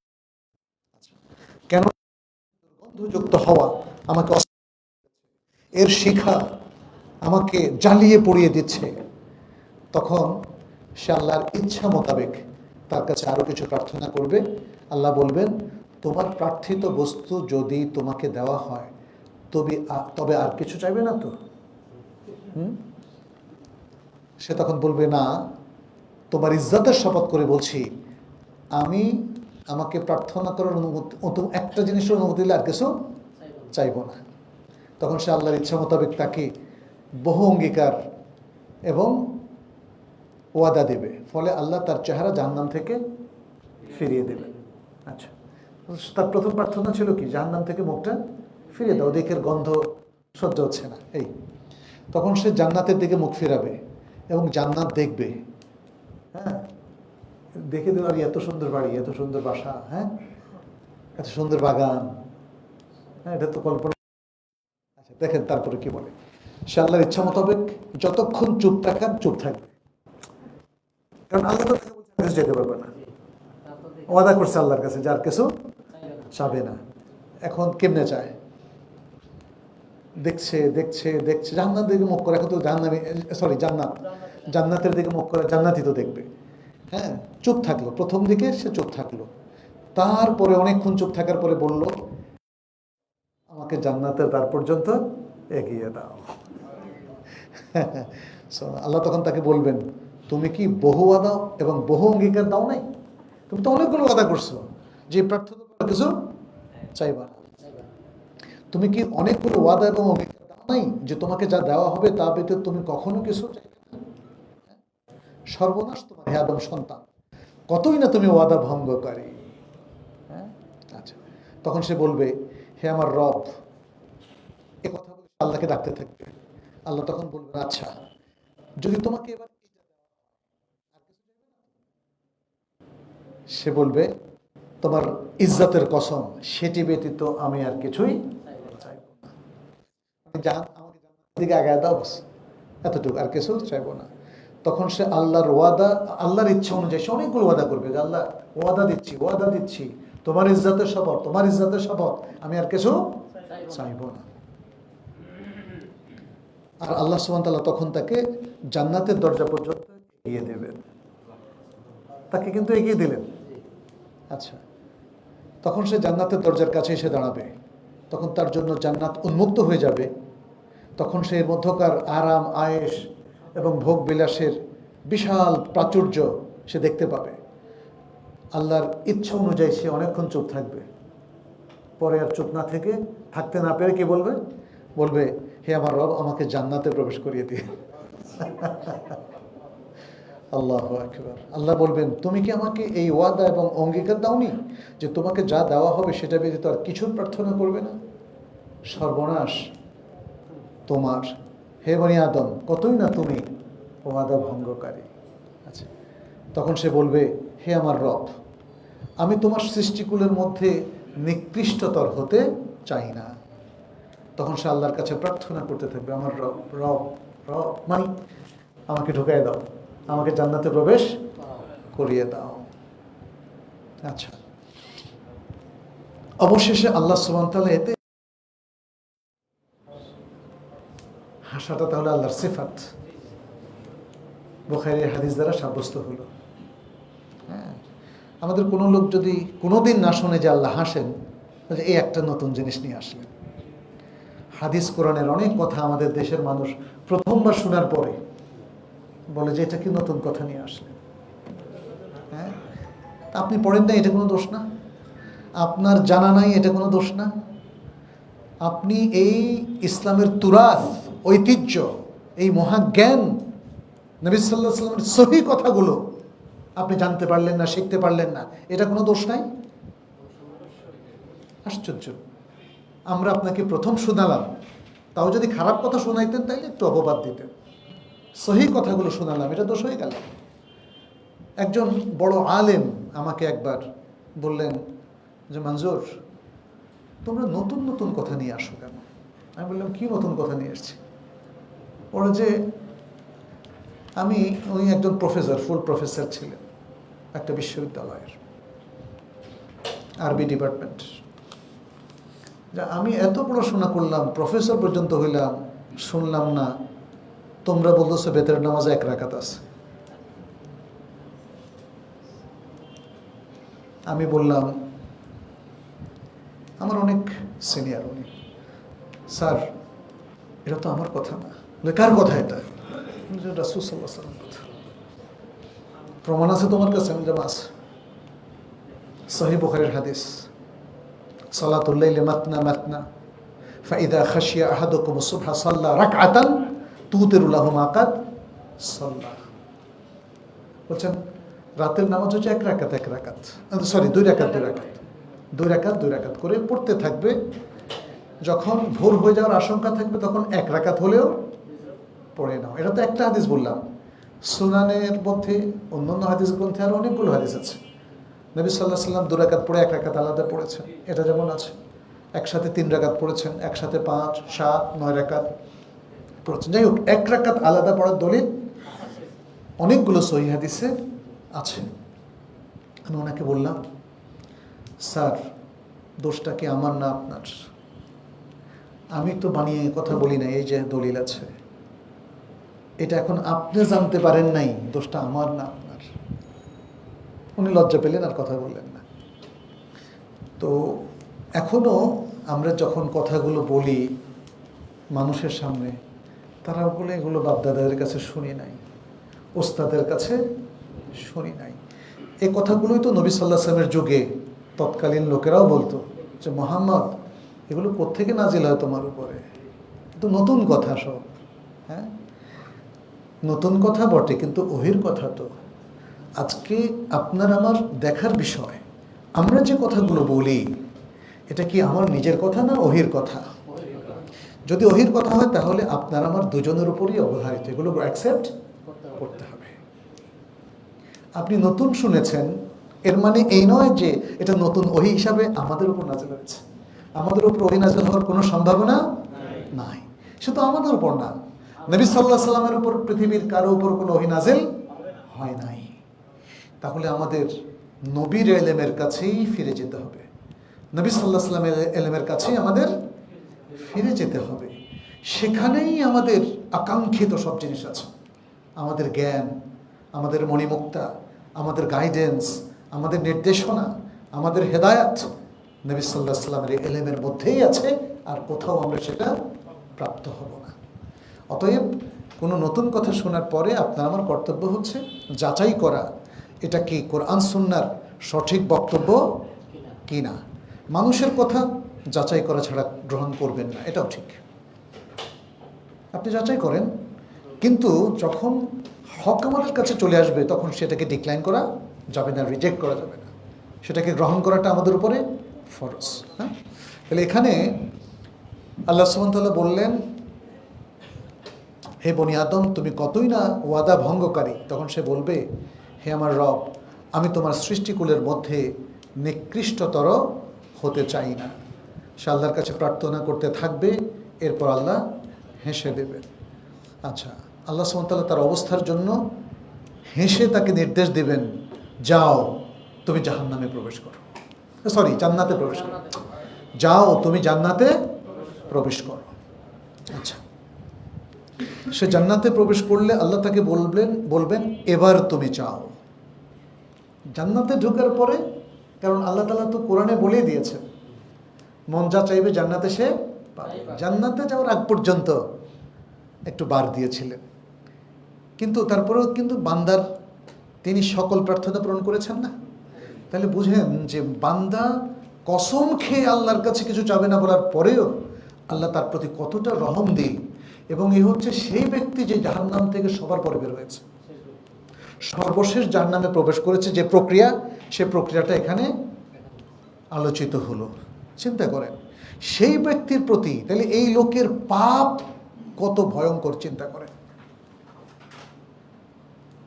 মিলিয়ন বিলিয়ন লোকের মধ্যে সর্বশেষ পাপী ব্যক্তি জাহান্নাম থেকে বের হয়েছে, তার প্রতি আল্লাহ সুবহানাহু ওয়া তাআলা কি পরিমাণ দয়া দেখালেন, অনুগ্রহ দেখালেন। এটা একটু দেখার বিষয় আছে। এখন কেউ যদি আমাদের মধ্যে মনে করে তাহলে এই ব্যক্তি তো আমি হইলে অসুবিধা কি, জান্নাতে তো সে যাবই। বাঙালি একটু বেশি চালাক, বুঝছেন না, সবসময় এই উল্টা চিন্তাটা করে। আমাদের কি এই লোককে আমরা রোল মডেল বানাবো? মানে আমি আপনি কি সর্বশেষ জাহান্নাম থেকে বের হওয়া ব্যক্তি হতে চাই? না, আমরা চাইবো সেই ব্যক্তিদের মধ্যে অন্তর্ভুক্ত থাকতে যারা তাদের ঈমান নিয়ে শুরু থেকেই নিরাপদে ছিল, তারাই আমাদের রোল মডেল। আমরা তাদের মধ্যে হতে চাইবো। আল্লাহ যেন আমাদের তাদের অন্তর্ভুক্ত করে দেন, আমিন। আচ্ছা, জান্নাতে প্রবেশ করলে আল্লাহ তখন তাকে বলবেন এবার তুমি চাও। সে তখন রবের কাছে চাইবে, আকাঙ্ক্ষা জানাবে। সর্বশেষ আল্লাহ নিজে তাকে স্মরণ করিয়ে দিয়ে বলবেন তুমি তো সব চাইতে পারো নাই, এটাও চাও, ওটাও চাও। মানে কি সাংঘাতিক অবস্থা দেখছেন। প্রথমে সে নিজে থেকে কিছু কিছু চাইছিল, সে জাহান্নাম দেখে লোভে জান্নাত দেখে আস্তে আস্তে জান্নাতে প্রবেশ করার অনুমতি পর্যন্ত চেয়েছে। যখন জান্নাতে প্রবেশ করলো এরপর থেকে তার চাওয়াটা উন্মুক্ত হয়ে গেল। এখন সে চাইতে শুরু করলো, আল্লাহ পূরণ করতে শুরু করলেন, কিন্তু দেখা গেল তার চাওয়া আরো বাকি আছে। আর সে বুঝতে পারতেছে চাওয়া তো এত বেশি চাইছে। আল্লাহ বলবেন এখন তুমি এটা চাও, ওটা চাও, এটা চাও, ওটা চাও। দেখেন, সর্বশেষ আল্লাহ তাআলা তাকে এটা স্মরণ করে দেবেন যে তুমি এবার এটাও চাইতে পারো, ওটাও চাইতে পারো। এতে তার আবেদন আকাঙ্ক্ষা শেষ হলে আল্লাহ বলবেন তোমাকে এগুলো দেওয়া হলো, এই পর্যন্ত তুমি নিজে যা যা চেয়েছো আর আমি তোমাকে যা যা শিখিয়ে দিয়েছি সবটা তোমাকে দেওয়া হলো, এবং সঙ্গে সঙ্গে তার ডাবল পরিমাণও তোমাকে দেওয়া হলো। আরেকটা হাদিস এই সম্পর্কে আছে, আমরা আজকে এতটুকুই রাখি, এটা অনেক বড় হাদিস। অন্যান্য হাদিসে এসেছে পৃথিবীর 10 গুণ একটা গ্লোবের জান্নাত তাকে দেওয়া হবে। সর্বশেষ জাহান্নাম থেকে বের হওয়া ব্যক্তিকে পৃথিবীর 10 গুণের চাইতে বড় জান্নাত দেওয়া হবে। সুবহানাল্লাহ। তাহলে আল্লাহ কত বড় মার্সিফুল। বিসমিল্লাহির রহমান, যদি হাদিসগুলো তাহলে সেই মার্সি আপনি অনুভব করতে পারবেন না। আমরা বলি আল্লাহর নামে যিনি অতিশয় দয়ালু পরম করুণাময়। আপনি কি এই যে অতিশয় দয়ালু আর পরম করুণাময় যে বললেন, তার করুণা এবং দয়া কি পরিমাণ, এটা কি কখনো উপলব্ধি করতে পেরেছেন? এই হাদিসগুলো না পড়লে কিন্তু আপনি উপলব্ধি করতে পারবেন না।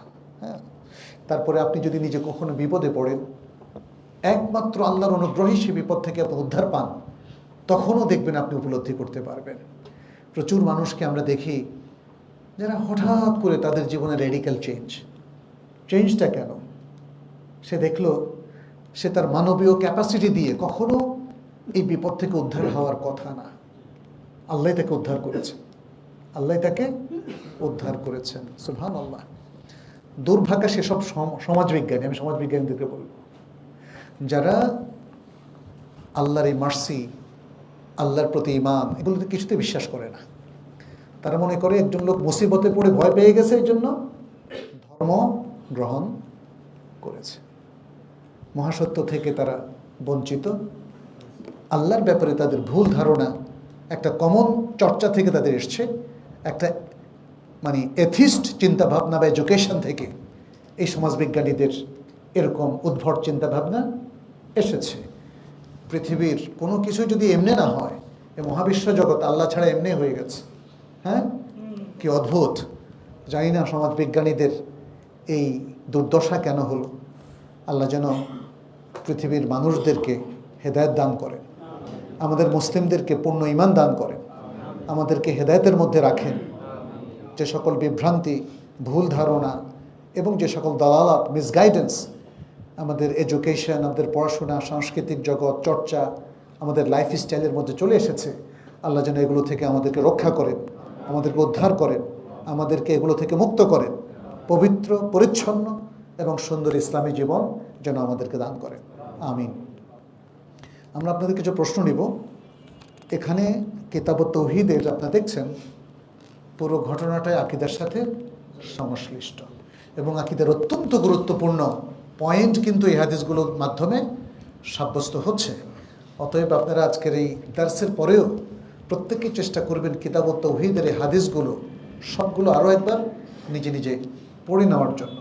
পরবর্তীতে ইনশাল্লাহ আমরা চেষ্টা করছি কিতাব ও তাওহীদের উপর একটা সুন্দর ব্যাখ্যা গ্রন্থ ইমাম সহিহ বুখারীর ইমাম বুখারীর এই কিতাবের উপর, এটা হলো সহিহ বুখারীর শেষ কিতাব, শেষ অধ্যায়। তাহলে আশা করি যে দেশের মানুষ ঈমান আকীদায় আগের চাইতে আরও বেশি স্বচ্ছ হবে এবং আরও বেশি সাবধান হবে বিইذনিল্লাহ। আমরা প্রশ্ন শুরু করছি। বিসমিল্লাহ, আলহামদুলিল্লাহ, সালাতু ওয়াসসালামু আলা রাসূলিল্লাহ। বিচার দিনে আল্লাহ সুবহানাহু ওয়া তাআলা সকলকে বিচার করে জান্নাত বা জাহান্নামে পাঠাবেন। প্রশ্ন হল, মৃত্যুর পরে কবরে বিচার করা ছাড়া কিভাবে শাস্তি এবং শান্তি দেবেন? আল্লাহ সুবহানাহু ওয়া তাআলা কবরকে একটা ইন্টারিম সময় হিসাবে নির্ধারণ করে দিয়েছেন, আর এই ইন্টারিম সময়টার নাম হলো আলামুল বারজাখ, বারজাখি জীবন। বারজাখি জীবনে আল্লাহ তো পূর্বাপর সব কিছু জানেন। আমাদের যে কালটা সেটা থেকে আল্লাহ মুক্ত। আল্লাহর কাছে বর্তমান ভবিষ্যৎ অতীত সবই একই। আচ্ছা, এটার বৈজ্ঞানিক আলোচনা আমাদের দরকার নাই। আল্লাহ তো জানেন এই ব্যক্তির শেষ পরিণতি কী হবে, জানেন না? আল্লাহ পৃথিবীর আদির কথাও জানেন, জান্নাত জাহান্নামের সর্বশেষ ডিক্রি জারি হওয়ার পরে কি হবে সেটাও আল্লাহ জানেন। এই ইন্টারিম পিরিয়ডে আল্লাহ সুবহানাহু ওয়া তাআলা একটা ব্যবস্থাপনা দাঁড় করিয়েছেন। দেখেন, আল্লাহ সব কিছু হচ্ছে গুড গভর্নেন্সের উপর প্রতিষ্ঠিত। এই জন্য আল্লাহ তাআলা নিজেও গুড গভর্নেন্স পছন্দ করেন। এই গুড গভর্নেন্সের পার্ট হিসাবে আল্লাহ সুবহানাহু ওয়া তাআলা মুনকার নাকিরকে একটা দায়িত্ব দিয়েছেন। আলামুল বারজাখে উপনীত হওয়ার সাথে সাথে, আমি কবরের কথা বলবো না, আলামুল বারজাখে উপনীত হওয়ার সাথে সাথে, কারণ কবর ছাড়াও তো অনেক ব্যক্তি আছে যারা আগুনে পড়ে যায়, অঙ্গার হয়ে যায়, কিংবা বাঘে খেয়ে ফেলে, মাছে খেয়ে ফেলে, তাদের প্রত্যেকেরই আলামুল বারজাক আছে। সেখানে মুনকার এবং নাকির তাকে প্রশ্ন করে, মান রব্বুকা, মা দীনুকা, মান নবিয়ুকা। প্রথম তিনটা প্রশ্ন, এছাড়া আরও প্রশ্নও থাকতে পারে। কোনো কোনো রাওয়ায়াতে চতুর্থ প্রশ্ন এসছে, কোরআন সম্পর্কে প্রশ্ন করা হবে। এই প্রথম তিনটা প্রশ্নের উত্তর যে সঠিকভাবে দিতে পারবে তার জন্য কবরের শান্তি। প্রথম তিনটা প্রশ্নের উত্তর কেউ আংশিকভাবে দিতে পারবে অথবা আংশিকভাবে পারবে না, এমন হবে না। হয় সে তিনটাই পারবে, নয় সে কোনোটাই পারবে না। আল বারা ইবনু আযিব রাদিয়াল্লাহু তাআলা আনহুর সেই কবরের আযাব সম্পর্কিত বিখ্যাত বিশুদ্ধ হাদিসটা থেকে সেটা বোঝা যায়। যে পারবে সে টপাটপ বলে দেবে, রব্বি আল্লাহ, দীনি আল ইসলাম, নবী মুহাম্মাদুন সাল্লাল্লাহু আলাইহি ওয়াসাল্লাম। আর যে পারবে না সে কি বলবে সেটাও বারা ইবনে আযিবের হাদিসে নবী সাল্লাল্লাহু আলাইহি ওয়াসাল্লাম বলে দিয়েছেন, হা হা লা আদ্রি, হায় হায় আমি জানি না, হায় হায় আমি জানি না, হায় হায় আমি জানি না। তিনটা প্রশ্ন উত্তরে। কারণ সে তো ইসলামী জীবন যাপন করে নাই, সে তো রবের ইবাদত করে নাই, রবের আনুগত্য করে নাই, সে তো মুহাম্মদ সাল্লাল্লাহু আলাইহি ওয়াসাল্লামের শরীয়তকে পরিপালন করে নাই। অতএব সে সব জায়গায় বলবে হায় হায় আমি জানি না। তখন তার কবরের শাস্তি শুরু হয়ে যাবে। এটাই হচ্ছে কবরের গভর্নেন্স, যেটা আল্লাহ তাআলা চালু রাখবেন। আপনি প্রশ্ন করেছেন যে শেষ বিচারের আগে কেন এই ব্যবস্থা? আল্লাহ তো ব্যবস্থা রেখেছেন। আল্লাহ কেন এই ব্যবস্থা রেখেছেন এই প্রশ্ন আল্লাহকে করে। আল্লাহ আপনাকে কেন পাঠিয়েছেন? যদি আপনি বলতেন আল্লাহ আমাকে না পাঠায় আরেকটা ভাই পাঠাইতেন, তাই না? এই প্রশ্নটা অনর্থক না বলেন তো? অনর্থক প্রশ্ন আসলে ইসলামে এর কোনো সুযোগ নাই। আল্লাহ তাআলা কোরআনের জন্য স্পষ্ট করে দিয়েছেন, লা ইউসআলু আম্মা ইয়াফআল ওয়া হুম ইউসআলুন। আল্লাহ যা করেন তার সম্পর্কে তাকে করার অধিকার কারো নাই। তিনি জিজ্ঞাসিত হবেন না, কে তাকে জিজ্ঞেস করবে? আল্লাহ একমাত্র রব, সুতরাং আর কেউ তাকে জিজ্ঞেস করার অধিকার এবং অথরিটি রাখে না। ওহুম ইউসআলুন, বরং তাদেরকে জিজ্ঞাসা করা হবে। অন্য আয়াতে আল্লাহ বলেন ফাআলুল লিমা ইউরিদ, তাই করার সক্ষমতা তাকে আছে তার আছে এবং তাকে প্রশ্ন করার অধিকার কারো নাই। কিন্তু মজার ব্যাপার হচ্ছে এই যে অসীম ক্ষমতার অধিকারী আল্লাহ, আল্লাহ কিন্তু সবকিছু সুন্দর মতোই করেন। আল্লাহ সবকিছু সুন্দর মতোই করেন। আল্লাহ কোনো জিনিসই বৈষম্যপূর্ণ, উল্টা পাল্টা এটা আল্লাহ করেন না। এটা আল্লাহর সিস্টেমের মধ্যে নাই। আল্লাহ চাইলে পারেন, কিন্তু তার সিস্টেমটা তিনি নিখুঁত। এই জন্যই আমরা দেখি এই পৃথিবী কি চমৎকার একটা সিস্টেমের মধ্য দিয়ে চলছে। আল্লাহ এই সিস্টেমগুলো লঙ্ঘন করেন না। এই জন্য আমরা বলি আল্লাহ যেহেতু তার একটা চমৎকার সিস্টেম, জাগতিক সিস্টেম যেটাকে আমরা বলি অর্ডার অফ আল্লাহ তৈরি করে দিয়েছেন নিখুঁত, তাহলে আল্লাহর শরিয়া সিস্টেমটাও নিখুঁত। তদুপরি শরিয়া সিস্টেমটা মানা জরুরি, কারণ এই শরিয়া সিস্টেম মানলেই আপনি আল্লাহর কাছে নাজাত পাবেন, জান্নাত পাবেন, অনধারিত।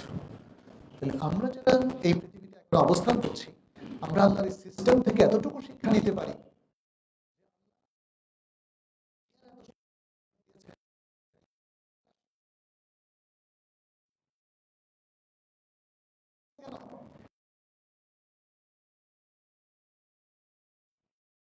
প্রশ্ন করেছে 2020 সালে ইন্তেকাল করে, আমার বয়স ছিল মৃত্যুর আগে তার জন্ম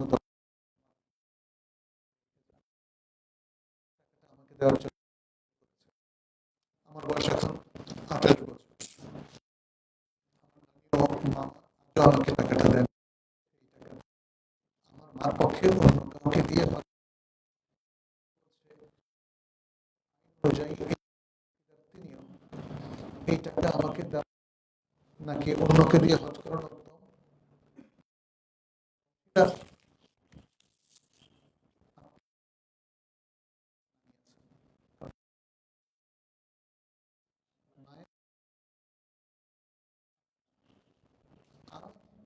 আপনার মামা হলো আপনার মায়ের ভাই, আর আপনি কি? আপনি কি রহিমুন্নেসা নাকি আব্দুল করিম? এটা তো বলেন নাই। আপনি কি ছেলে না মেয়ে? আচ্ছা, যদি ছেলে ধরে নেই তাহলে বলবো আপনার নানি 8 ভাগের 1 ভাগ পাবে। সাথে কি আপনার বাবা আছেন কি না? মা মারা গিয়েছেন, বাবা আছেন কি? এটা বলেন নাই। আপনাকে উত্তরাধিকার সত্ত্ব সঠিকভাবে বন্টনের জন্য আপনাকে বলতে হবে আপনার ওয়ারিসদের মধ্যে, মৃত ব্যক্তির ওয়ারিসদের মধ্যে কে কে জীবিত আছে। আপনার বাবা যদি জীবিত থাকেন তাহলে তিনিও ওয়ারিস, আর বাবার অংশ নেওয়ার পরে যেটা থাকবে সেটার অংশীদার হবেন আপনি। আর যদি আপনি মহিলা হয়ে থাকেন তাহলে আপনি পাবেন অর্ধেক, মা পাবে 8 ভাগের 1 ভাগ, বাবা যদি না থাকে তাহলে বাকি অংশটা মৃত ব্যক্তির, মানে মৃত মহিলার ভাই পাবে, মামা তখন পেয়ে যাবে। তাইলে বুঝতে পারছেন, যদি আপনি মহিলা হয়ে থাকেন তাহলে মামা কিন্তু ওয়ারিস হওয়ার সম্ভাবনা আছে। একটা ছোট্ট প্রশ্ন করে আপনার ওয়ারিসত্ব কেন বন্টন করতে চান? এই প্রশ্ন আকারে, ছোট্ট প্রশ্ন আকারে, মানে শরীয়তকে কত ছোট আপনারা মনে করছেন এবং কত অবহেলা প্রদর্শন করছেন যে গুরুত্বপূর্ণ এই জিনিসটা আপনি একটা প্রশ্ন আকারে জানতে চান। আপনি কেন কাউন্সেলিং নিচ্ছেন না? আপনি কেন একজন শাইখ বা স্কলারের সাথে বসে 1 ঘন্টা 2 ঘন্টা সময় নিয়ে পুরো জিনিসটা যাচাই করে দেখছেন না? উত্তরাধিকার সত্ত্ব বন্টনের জন্য আপনাদের সবার প্রতি আমার নাসিহা হচ্ছে, আপনারা শরিয়া এক্সপার্টের থেকে দরকার হলে তার ফি যদি থাকে তবুও আপনারা এই কাজটা করবেন। শরিয়া রক্ষা করা জরুরি না? কোরআন কি মিরাজ বন্টন করে দিল? কোরআন সূরা আন-নিসার মধ্যে 11, 12, 13 এবং আরো অনেকগুলো আয়াতে। এগুলো কি অবিশ্বাস করলে কি ঈমান থাকবে? তাহলে আপনারা এত হেলাফেলা করছেন কেন? এখানে হেলাফেলা করছে দেখেন সবাই। যিনি প্রশ্ন করেছেন তিনিও, তার নানিও এবং তার মামাও। আরো একজন, কত নির্দয় তাদের মনটা, শরিয়ার প্রতি একটু ভালোবাসা নাই। শরিয়া কি আলাদা সত্তা যে সে নিজেকে নিজে রক্ষা করবে? শরিয়াকে রক্ষা করবে কে? মুসলিমরা। হেফজুল শরিয়া, হেফজুদ্দিন, প্রোটেকশন অফ রিলিজিয়ন, এটা মুসলিমদের সবার দায়িত্ব। আর দিন প্রোটেক্টেড হবে যদি দিন এবং শরিয়াতের হুকুম এবং অনুশাসনগুলো আপনারা মেনে চলেন। মেনে চলার জন্য আপনি নিজের মন মতো চললে হবে? শরিয়া এক্সপার্টদের পরামর্শ নেবেন, তাদের কাছ থেকে জ্ঞান নেবেন, সেভাবেই চলতে হবে। বাকিটা আমি মনে করি আমাদের ভাই আপনি জেনে নেবেন। হ্যাঁ, এখানে মায়ের উপরে হজ ফরজ হয়েছিল কিনা সেটা কিন্তু বলেন নাই। নানি এখানে বাহানা করছেন, তিনি পুরো টাকাটাই মেরে দেওয়ার পায়তারা করছেন। এতেই বোঝা যায় সন্তান সবচেয়ে বেশি হকদার মিরাজ পাওয়ার, সে বাবার সন্তান হোক আর মায়ের সন্তান হোক। এই নানি কিন্তু তাকে বঞ্চিত করছে। নানি প্রচন্ড গুণাগার হবে। আচ্ছা, আমার প্রশ্নের উত্তর দিয়ে হ্যাঁ দিব বলেই তো এখানে ওপেন করেছি। আমার যতটুকু মনে পড়ে গত কয়েক বছরের মধ্যে আমার মনে হয়েছিল 2বার আমার ইমান চলে গেছে। ইমান কি রিনিউ হয় নাই? এটা লেখে নাই। প্রথমবার আমার যতটুকু মনে পড়ে আমি অনিচ্ছা সত্ত্বেও মনে মনে অথবা মুখে মুখে নিজেকে ইসলামের কোনো বৈধ কিছুকে অবৈধ বা এরকম কিছু বলে ফেলেছিলাম, মনে নাই। আমি ভাবছিলাম যে আমার ইমান চলে গেছে, তাই আমি কলেমা পড়ে ফেলি। আবার ইমান নিয়ে এসেছেন, আচ্ছা ভালো।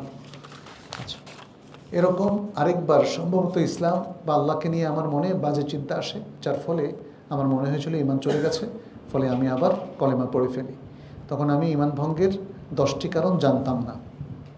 যাই হোক, আমি এগুলো ভুলে গিয়েছিলাম, কিন্তু হঠাৎ করে বর্তমানে এগুলো মনে পড়েছে, যার ফলে আমি খুবই ভয়ে আছি। আমার প্রশ্ন হচ্ছে, এভাবে কি ইমান চলে যায়? আমার কি সত্যি ইমান চলে গিয়েছিল? ইমান চলে গেলে নাকি বিয়ে অবৈধ হয়ে যায়? তাহলে আমার বিয়ে কি ঠিক আছে? আচ্ছা, উল্লেখ্য বর্তমানে আমি রিলিজিয়াস ওসিডি রোগে আক্রান্ত। আমার প্রায় প্রতিদিন কোনো না কোনো কারণে মনে হয় ইমান চলে গেছে, সন্দেহ হয় আমার আল্লাহকে নিয়ে বেশ কিছু উল্টাপাল্টা কথা মনে আছে, গালিগালাজ ইত্যাদি। মনোরোগ বিশেষজ্ঞ বলেছেন এটা রিলিজিয়াস ওসিডি। ইয়েস, আপনার প্রশ্নের প্রথম অংশ প্রয়োগ করে বুঝতে পেরেছি এটা রিলিজিয়াস ওসিডি। তো এক্ষেত্রে আপনার চিকিৎসা নেন। আর ওসিডি এমন একটা বিষয় যে আপনি চাইলেই এটাকে দূর করতে পারবেন না। এর জন্য আপনার থেরাপি লাগবে, যেটাকে আমরা মেন্টাল থেরাপি বা সাইকোথেরাপি বলি, পাশাপাশি কাউন্সেলিং থাকা, পাশাপাশি এটা অতিরিক্ত বেড়ে গেলে কিছু ঔষধের প্রয়োজন হতে পারে, এবং তার পাশাপাশি নিজেকে ভালো কাজে এঙ্গেজ রাখা। ওসিডির রোগীরা যত আইসোলেটেড থাকবে তত ওসিডি ভয়ঙ্কর মাত্রায় বাড়তে থাকবে। হ্যাঁ, এজন্য শুরুতেই এর যদি কিছু চিকিৎসা থাকে এবং পরিবারের সবাই যদি বুঝতে পারে, তাকে সাহায্য সহযোগিতা করে, ইমপ্রুভ হতে পারে, পুরোপুরি ভালো হয়ে যেতে পারে। অনেককে দেখেছি একদম পুরোপুরি ভালো হয়েছে, আবার অনেকের হয়তো 2 মাস ভালো থাকে, আবার 2 মাস খারাপ থাকে, 6 মাস ভালো থাকে, আবার 6 মাস খারাপ থাকে। আমার কাছে এরকম একটা ছেলে এসেছে, সে আজ থেকে 4-5 বছর আগে রাজশাহী কিংবা ওই এলাকা থেকে। যখন সে সম্পূর্ণ ভালো তখন আমার কাছে এসেছে, বলে যে স্যার আমি 3 মাস থেকে 6 মাস একদম ভালো থাকি, একদম আপনারা যেরকম স্টেবল থাকেন এরকম, কিন্তু এরপরে হঠাৎ কি হয়ে যায় আমার নিজের উপর কোনো নিয়ন্ত্রণ থাকে না। তখন আমি আল্লাহকে গালিগালাজ করি এবং নামাজ কালাম মানে পড়তে হবে না, খুব বাজে কথা বলি, সবাইকে বলি কিসের নামাজ কি এগুলো, কিন্তু মাঝে মাঝে বুঝতে পারি এটা ঠিক হচ্ছে না, কিন্তু আমি নিজেকে সামলাতে পারি না, নিয়ন্ত্রণ করতে পারি না। এটা ভয়ঙ্কর রিলিজিয়াস ওসিডি। তো আল্লাহ যেন আমাদেরকে রক্ষা করেন, আল্লাহ যেন এই ধরনের রোগে আমাদেরকে আক্রান্ত না করেন। যিনি এই রোগে আক্রান্ত, আমরা বলবো যে তিনি চেষ্টা চালিয়ে যাবেন, তওবা করবেন বারবার। এই যে তওবা করে ফেলছেন না, তওবা করে ফেলবেন। এই সমস্ত বিশেষ করে রিলিজিয়াস ওসিডি সবচেয়ে ভয়ঙ্কর ওসিডি। দুনিয়ার ওসিডি তবুও চলে, দুনিয়াদারি নিয়ে ওসিডি, এটা হলো আল্লাহকে নিয়ে ওসিডি, সালাদকে নিয়ে ওসিডি, ইসলামকে নিয়ে, ইমানকে নিয়ে আজে বাজে কথা, শয়তান তাকে ওয়াসওয়াসাটা দেয়, এটা কোনো সন্দেহ নাই। এই ওসিডি কিন্তু এর মধ্যে আবার শয়তানেরও একটা প্রভাব আছে। এই জন্য আউযু বিল্লাহি মিনাশ শাইতানির রাজিম পড়ে আল্লাহর কাছে আশ্রয় নিতে হবে, রুকিয়া করতে হবে, সকাল সন্ধ্যার আজকারগুলো পড়তে হবে, সূরা আল বাকারা চালিয়ে দিতে হবে, এই ট্রিটমেন্টগুলো যেমন নেওয়া উচিত, ঠিক তেমনি প্রফেটিক কিছু গাইডলাইন আছে, ওটা ফলো করা। যেমন ওসিডি সবচেয়ে বড় প্রবলেম হলো সে সন্দেহের বাতিকে ভোগে, বারবার হাত ধোয় ইত্যাদি এই সমস্ত কাজগুলো করে। তখন তাকে একটা মাইন্ডসেটে আসতে হবে যে সন্দেহকে আমি কোনো পাত্তা দেব না, আমি ইয়াকিনের উপর থাকবো। দেখেন, ইমানের তারবিয়তও তাই। ইমান হচ্ছে ইয়াকিনের নাম, ইমান কিন্তু ধারণার নাম না, দৃঢ় বিশ্বাস। আর তাসদিক আল জাজেম, পাশাপাশি মুখে স্বীকার করা এবং আমল করা, সবটা মিলে ইমান। এই জন্য শুধু তাসদিককে আমাদের জমহুর উলামায়ে কেরাম বা আহলুস সুন্নাহ ওয়াল জামাতের সবার মতে ইমানকে তারা তিনটা অংশে ভাগ করেছেন। একটা হলো অন্তরে বিশ্বাস, মুখের স্বীকৃতি, আমল করা। কারণ ইমানকে যদি আপনি আইসোলেটেড করে ফেলেন, আমল থেকে বিচ্ছিন্ন করে ফেলেন, ইমান কিছুদিন পরে শেষ নাই হয়ে যাবে। অন্তরের যে বিশ্বাসটা ছিল ওটাও আর টিকবে না। ফলে ইমানের জন্য মুখের স্বীকৃতি যেমন দরকার। আপনি যদি মোমেন হন, আপনি আমেরিকা গিয়ে বলবেন আমি মোমেন, নাম পাল্টাবেন না, ইংলিশ নাম গ্রহণ করবেন না, এবং আপনি সারা বিশ্বের সামনে বলবেন আমি মোমেন। আমাদের রব, আমাদের দিনের স্বার্থ, আমাদের ইসলামের স্বার্থের চাইতে আর কোনো স্বার্থ কি বড় হতে পারে? আমেরিকা ইমিগ্রেশন কি আমাদের কাছে আল্লাহর চাইতে বেশি গুরুত্বপূর্ণ, দিনের চাইতে বেশি গুরুত্বপূর্ণ, জান্নাতের চাইতে বেশি গুরুত্বপূর্ণ? মানুষ তো সেটাই মনে করতেছে। যাই হোক, আল্লাহ আমাদেরকে হেদায়েত করুন। এই জন্য আমরা বলবো দিনদারির সাথে থাকতে হবে সর্ব অবস্থায়। এমনকি যারা যে ওসিডির রোগী, তারাও আমাদের রুকিয়া, কোরআন তেলাওয়াত এগুলোর সাথে এঙ্গেজ থাকেন, আস্তে করে কমে যাবে। আমাদের ডাক্তাররা শুধু ঔষধ দেয়, তারা মানে দিনই থেরাপি দেয় না। দিনই থেরাপি বুঝছেন তো, যে রুকিয়া, এবং পাশাপাশি দিনই আমল বাড়ানো, দিনই কাজের সাথে এঙ্গেজমেন্ট বাড়ানো। এমনি ডাক্তাররা বলে যে এই রোগীদেরকে জাগতিক এঙ্গেজমেন্ট বাড়াতে হবে। তো জাগতিকের চাইতে দিনই এঙ্গেজমেন্ট বেটার না? জগৎ তো মানুষকে মিসগাইড করে। অনেক ডাক্তাররা শুনেছি অনেক খারাপ কিছুও পরামর্শ দেন। যেমন ছেলে হলে মেয়ের সাথে একটু বন্ধুত্ব করলে এঙ্গেজমেন্ট বাড়বে, মেয়ে হলে ছেলের সাথে বন্ধুত্ব। আবার যদি স্বামী থাকে বলে যায় তাহলে আপনার একটা মানে বয়ফ্রেন্ড নেন, স্বামীকে বলে একটা গার্লফ্রেন্ড নেন। যে যুগটা আসছে এই যুগে এখন এগুলোকে সবাই অ্যাকসেপ্ট করে দিয়েছে। কিন্তু মনে রাখবেন, আসলে এইভাবে মানুষের মুক্তি মিলবে না। মানুষের মুক্তি রবের ইত্তেবায়ে, আনুগত্যে, ইসলামের অনুশাসনে, আল্লাহর নৈকট্যপ্রাপ্ত বান্দা হওয়ার মধ্য দিয়ে। এই জন্য একজন মোমেন, যেমন ধরুন ওসিডির কথা বলেছে, যে কোনো রোগে আপনি আক্রান্ত হন, বাট আপনি আল্লাহওয়ালা থাকবেন। এই পৃথিবীর জীবনটা বড় ছোট, আপনি যদি আল্লাহওয়ালা না থাকেন আপনার টেনশন আরও বেড়ে যাবে। আপনার তো এখন একটা নিশ্চিত গন্তব্য, নিশ্চিত একটা আশ্রয়, কে? আল্লাহ সুবহানাহু ওয়া তাআলা। যে আল্লাহ আমাকে রহম করেন, আমাকে দয়া করেন, আমাকে ভালোবাসেন, তাহলে আল্লাহর এই আশ্রয় আমাদের জন্য একটা একটা নিশ্চিত কি বলবো আরামের জায়গা তৈরি করে। আর যদি আপনার কোনো আশ্রয় না থাকে, কোথায় যাবেন, কি করবেন, মনমরা, ডিপ্রেশন, তাই না? ইসলামের মধ্যেই আপনার সকল শান্তি, ইসলামের মধ্যেই আপনার সকল সুখ এবং নিশ্চিত সাফল্য। নফল সালাতে সিজদায় বাংলা দোয়া করা যাবে? হ্যাঁ, করা যাবে, বিশুদ্ধ মত অনুযায়ী। অনেকের মতে করা যাবে না। শেষ বৈঠকে দোয়া কবুল হয়, এখানেও কি বাংলায় দোয়া করা যাবে? বিশুদ্ধ মত অনুযায়ী।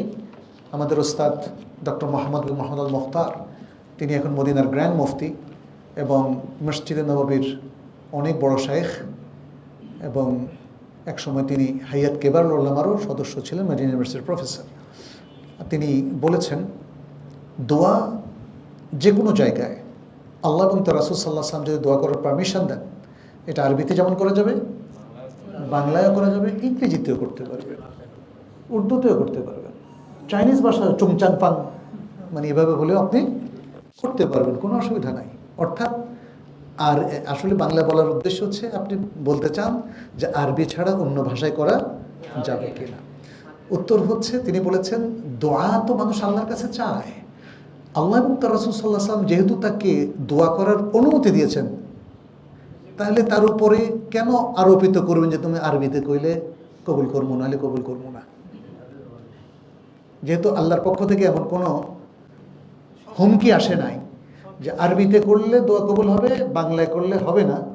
অতএব যত জায়গায় সালাতের ভেতরে বাইরে ওপেন দোয়া করার সুযোগ তৈরি হয়েছে শরিয়া ভিত্তিক, সে সমস্ত জায়গায় যে কোনো ভাষায় দোয়া করা যাবে, এবং এটা খুবই শক্তিশালী মত। আমরা ওই মতটা গ্রহণ করি। যেমন সালাতের মধ্যে দুটো জায়গা হচ্ছে দোয়া, ওপেন দোয়া, একটা হলো সেজদা, আরেকটা হলো সালামের আগে, শেষ বৈঠকে সালামের আগে। তাহলে আপনি এখানেও করতে পারবেন, এমনকি হজের দোয়াগুলো, আরাফাতের দোয়াগুলো বাংলায় করতে পারবেন, তওয়াফের সময় দোয়া বাংলায় করতে পারবেন, তারপরে সাইয়ের সময় দোয়া বাংলায় করতে কোনো অসুবিধা নাই। আচ্ছা, আপনি বলেছেন, এটা তো বললাম, আমরা যেখানে বসবাস করি সেখানে ফজর এবং আসরের সালাত দেরি করে আদায় হয়, এমন অবস্থায় বাসায় পরিবার সহ জামাত করে আউয়াল ওয়াক্তে সালাত আদায় করা যাবে কিনা? মসজিদে যদি থাকে, মসজিদকে ইসলাম অনেক বেশি গুরুত্ব দেয়।